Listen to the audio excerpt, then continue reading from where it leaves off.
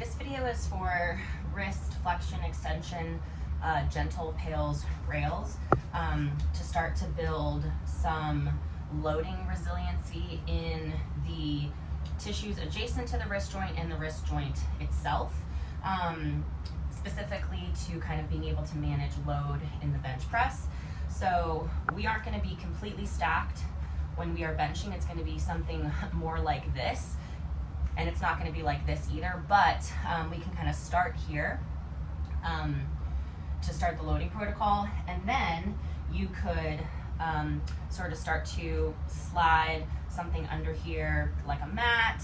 A block would be too high, but even like a short pad to kind of mimic a lesser wrist angle here. But you can play around with that. The protocol remains the same for all the different wrist angles. And you can do one wrist at a time or two together. I'm going to be demonstrating one at a time so I can use my other hand to kind of point out some different cueing. So the first thing we want to do is find a stretch on the backside of our forearm, and that might require us to lean over a little bit. So I'm just going to be under stretch here, and again, like this angle, you could also turn the hand out. There's all different kinds. I'm just kind of doing the most basic variation of this. And we want to stay in this stretch position for 1 to about 1:30 to 2 minutes. If you feel pinching here, you should gently back out of that. That might require kind of like a little bit of a different setup. So if you do feel that, contact me and we'll go from there. But yeah, so finding this stretch, and say we've been here for about 2 minutes. So what I'm going to do here now is I'm going to press my hand down into the floor. So if I wasn't blocked by the floor, my hand would be doing this. I would be pushing down. So, and I like to also kind of like spread out my fingertips manually, only because that like wide hand position is not one that we see frequently just in regular life. And so by pushing down, and I can even kind of like leverage my body weight to stack over this joint. So I should feel like my arm is loaded. I don't want to buckle at the elbow. I want to keep that elbow locked out. I can kind of even push away here. That will load into that joint a little bit more. So we're going to be here for 1 minute, and that stretch you feel on the backside, that might get enhanced, or it might change from more of a stretch sensation to more of an effort sensation.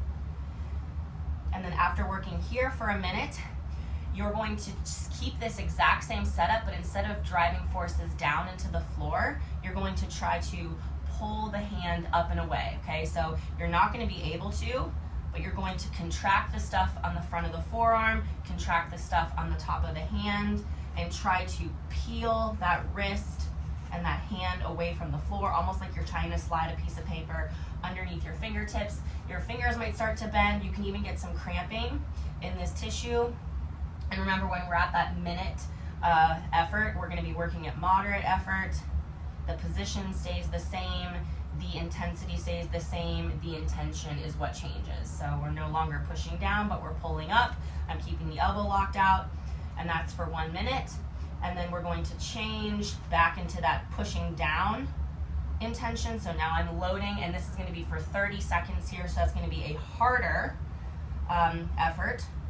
Push the floor away. I'm trying to also get like the concave part of my palm to touch the floor. I'm really pushing. I can really feel stuff on the back of the wrist. Again, if you at any point get pinching here, please back out of that angle.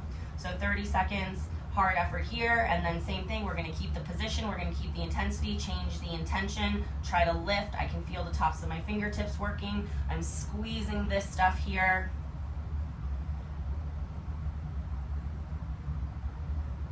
Good.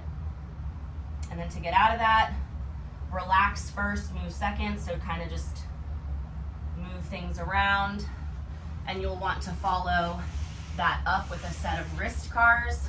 I like to kind of just block at the forearm, go slowly. The stuff that you feel in your forearm and your wrist that you just trained, you want to use that stuff to now move the wrist joint. And this can be trained at fairly high frequencies because the intensities aren't so crazy. So you could do this, 3 to 4 times a week on both wrists.